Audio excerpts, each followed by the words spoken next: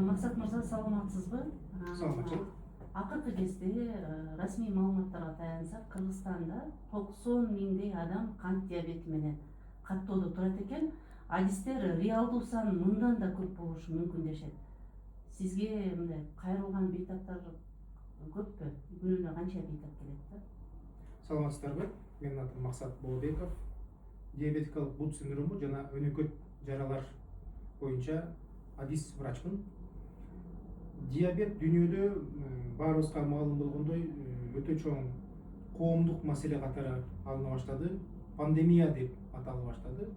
Анткени статистикаларга карасак, дүйнөдө өнүккөн өлкөлөрдүн жана диабеттин уюмунун статистикаларына караганда 9 кишиден бирөөсү диабет болуп кабыл алынып жатат азыр. Реалдуу статистика боюнча да.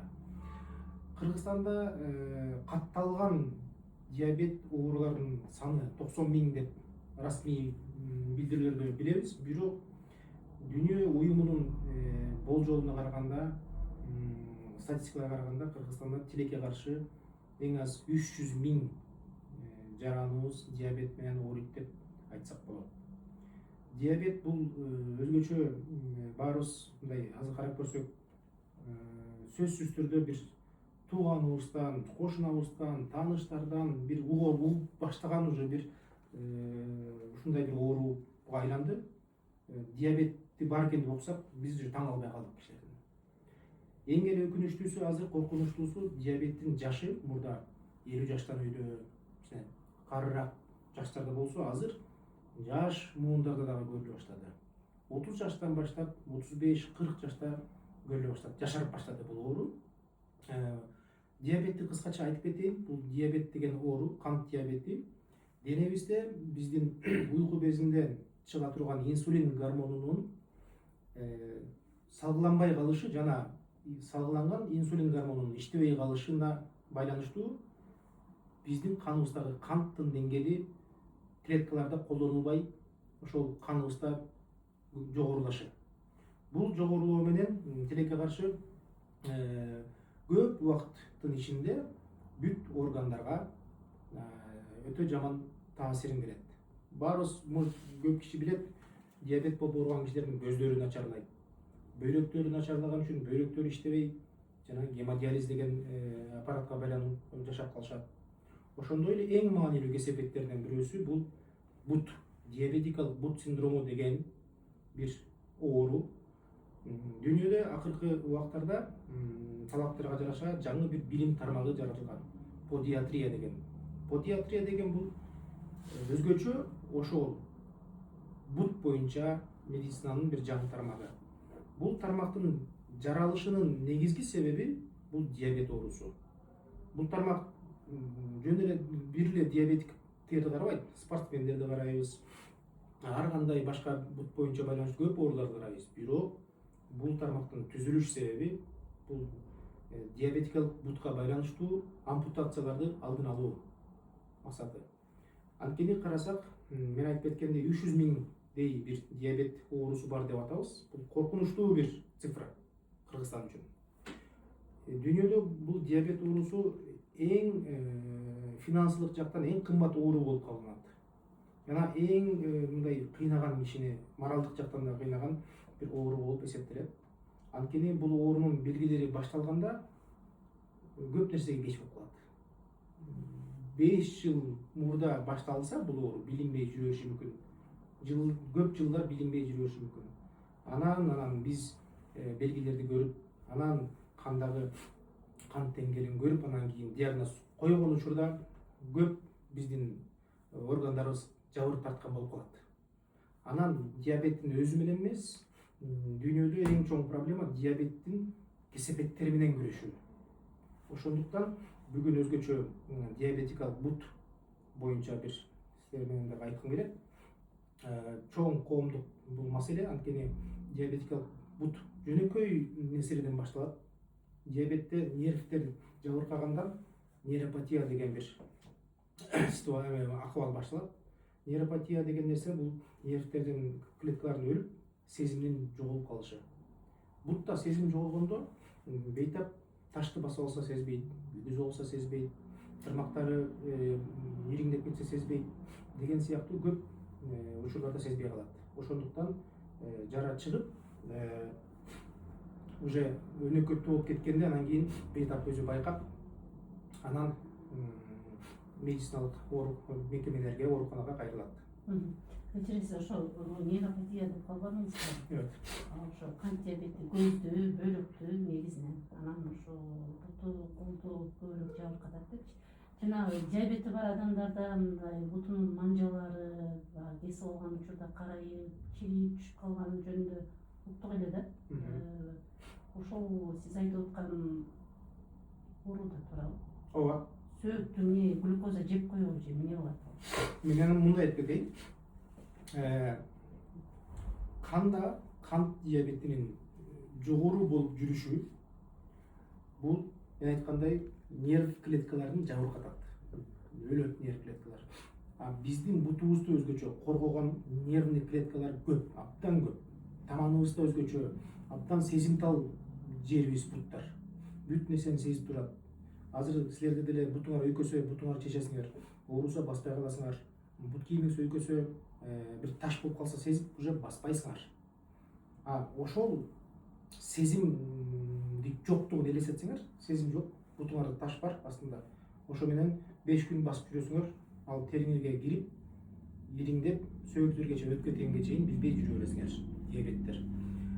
Ошондой эле өйкөп кетсе, бир жерин кесип алса деген сыяктуу көп травма деп коебуз, бир травмадан башталат. Диабет болуп ооругандарда ички механизмаларга байланыштуу денеде өзүнөн өзү жара чыкпайт. Диабет болуп ооругандардын денеси, дененин табы, өңү, түсү буттуку бүт башка денедеги жердегидей болуш керек. Эгерде бутуңарда кызарган жер, шишиген жер, же өңү түсү өзгөргөн жер болсо, бул мен диабетпин, бул диабеттен чыкты деп айтканга мүмкүн эмес. Бул уже кооптуу нерсе. Бул диабетикалык буттун башталышынын себеби. Бир эле нерсе бизди ооруканага дароо алып барбаган нерсе бул сезим оорубагандыгы. Буну мен эмеге ошоштурам? Тишибиз оорубаса, билбейм, эми көп киши тиш доктурга барбай жүрө берет да. Бизди ооруканага дароо алып барган коңгуроо бул оору. Бир жериң ооруса, анан кийин оорат дейсиң. Бир жериң оорубаса, ойлосоңор, ал жакта билинбей эле процесс өнөкөттүү болуп кете берет. Ошондон улам көп бейтаптардын буту кесилип жатат. Буту кесилгендердин кескен жерди айыкпай, ар кандай башка бир компликацияларга байланыштуу 50% биринчи күнү эле мерт кетип атат. Калган 50% дагы 5 жыл өмүрдү сүрүшү дагы өтө аз статистикада. Ошондуктан биздин бияктагы максатыбыз канча көбүрөөк маалымат жеткизип, канча көбүрөөк бейтаптарды эрте диагноз коюп, эрте белгилерди байкап, диагноз коюлгандарга бутка кам көрүүнү үйрөтүп, ошол жаралардын чыкпашын камсыздап, алдын алуу иштерин жакшы жүргүзсөк, ошончо көп биз келечектеги бейтаптардын ампутациясын сактаган болобуз. Анткени биздин Кыргызстандагы бир жарандын ампутация болгону деген бул бир кишинин майып болгондугу, бир кишинин өзүн өзү бага албагандыгы, башка бир кишиге муктаж болуп калуусу, социалдык жардамга муктаж болуп калушу, өзүнүн үй бүлөсүнүн бага албай турган акыбалга келип калышы деген сыяктуу көп өзүнө, үй бүлөсүнө жана жалпы эле мамлекетибизге, коомубузга көп кесепеттери бар. Ошондуктан азыр кыскача статистика айта кетейин. Азыр учурда ар бир 20 секундада дүйнөдө бир диабет бейтабынын буту кесилип жатат. Азыр эле канча кишинин кесилгенин эсептеп эле. Бул билинбейт, бирок тилекке каршы көп маалымат тарап атат. Өтө маанилүү бир тема медицинада. Анткени биз күндө ушундай көрөбүз. Бизди менин өзгөчө 4 жыл мурда келип Кыргызстанда түзгөн жеке мекемелерим бар. Эми жеке мекемелерге таянып статистика чыгарганга болбойт. Ал жеке мекеме. Ал жакта жеке түрдө келип көрүнгөндөр бар. Бирок өтө көп. Андан тышкары диабеттер көп региондордо бар. региондорго дагы көп жетиш керек болуп атабыз. Ал жактагы адистерди үйрөтүп кантип алдын алсак болот деген нерсени кылып, анан коомго, анан мамлекетке көп салым пайдабыз болоруна ишенем. Ошо диабет башталаардын алдында мен бир эндокринологдон уктум эле да, бир 5 жыл мурда белги бере баштайт депчи. Ошол кандай белгилерди берет? Сизде бул тууралуу маалымат барбы? Биринчиден, диабет болуунун риск факторлорун билиш керекпиз. Диабеттин эки түрү бар. Биринчи түрү бул жаш балдарда, жаш кезекте көрүнгөн, себеби билинбеген көп нерсеге байланышкан инсулиндин жоктугуна байланыштуу бир оору. Алар ошол диагноз коюларда эле толугу менен инсулинге муктаж болуп жашашат. Бул бүт жалпы диабет статистикасынын бир 3-5% түзүшү мүмкүн. Азыр биз көбүнчө экинчи тип боюнча айта кетели. Экинчи типтин пайда болушунун көп себептери бар. Булар чогуу дагы болушу мүмкүн, бир себепке байланышы мүмкүн. Көп киши сурайт, генетикалык бул өтөбү.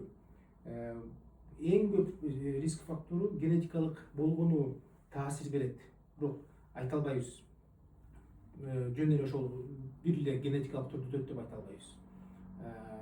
Генетикалык дегенде моундай, бир ата эненин жашоо образы генетикалык түрдө өтөт. Анан кийин бир ата эне кыймылсыз жашоо кылып атса, туура эмес тамактануу кылып атса, ошол эле балдары деле ошондой бир адаттар менен кетет. Ошондуктан жашоо образыбыз тилекке каршы генетикалык түрдө өтөт.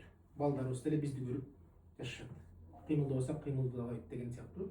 Кыймылсыз жашоо, туура эмес тамактануу өзгөчө риск факторлору. Салмактын ашыкча салмак болгону. Бул түздөн түз байланыштуу. Эң чоң менин оюмча эң чоң факторлор ушулар. Андан кийин катары эң чоң фактордун бирөөсү стресс. Жашоодо көп киши көрөбүз, стресс болгондон кийин ошого байланыштуу диабет болуп калгандар да көп.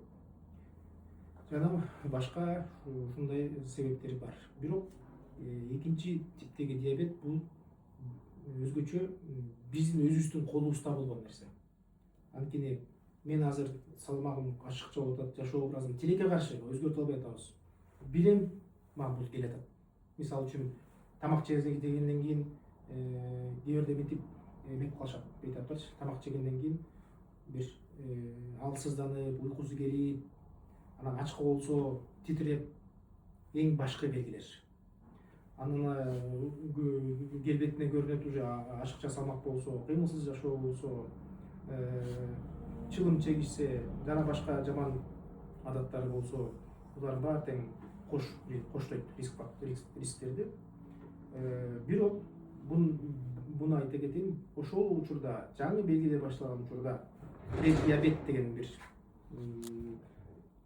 акыбал бар, предиабет деп коебуз. Бул диабетке аз калды деген сөз. Ошол учурда көп бейтап буну аң сезимге кабыл алып, ооба мен ушундай жаман оору турбайбы, мен өзүмдүн колумда турбайбы деп адистердин айткандарын угуп, диетасын кылып, кыймыл аракетин, жашоо образын өзгөрткөндөр көп эле ошол бойдон диабет болбой эле жашайт. Башка кишилердин айырмалары жок болот. Анткени баарыбыз биз сахарникпиз, кант менен тамактанабыз. Эмне жесек жебейли, картошка жесекпи, нан жесекпи, күрүч жесекпи, мунун баары тең каныбызда глюкозага айланат. Ошол клетканын бул эмеси, ошону энергия катары колдонот. Биз деле диабет болуп ооругандардын деле канында бир глюкоза болуш керек болот. Бирөөсүндө глюкоза көтөрүлүп кетет, диабет деп коебуз. Бирок диабет болуп оорубагандарда ошол деңгээл туура кармалат.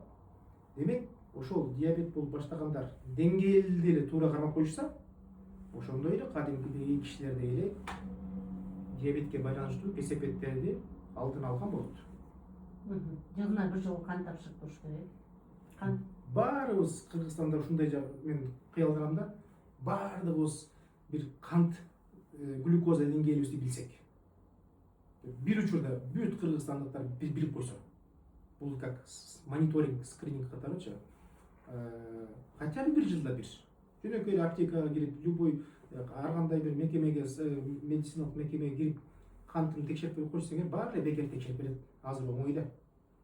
ошол жакты билген, өзүңдүн кантыңды билип койгон бул көп нерсени алдын алат.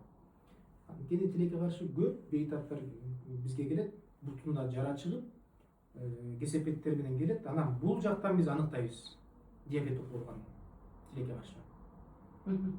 Мына сиз подиатрия деп айтпадыңызбы? Буга чейин мен мындай кесипте дарыгерлер бар экенин билбепмин. Бул жаңы тармак окшойт. Бизде медициналык академияда ушул адистик боюнча окутабы? Бул жанагы айтып кеткендей, акыркы убактардын замандын талабына жараша пайда болгон бир билим тармагы. Бул өнүккөн өлкөлөрдө деле жаңы бир билим тармагы болуп эсептелет. Ошондуктан көп өлкөлөрдө дагы жок. Мындай бир билим тармагы жок, медициналык тармак жок. Анткени диабетинде бутунда жара чыккан бейтап каяка барат? Бул хирургияга барат, ортопедияга, дерматологияга катат.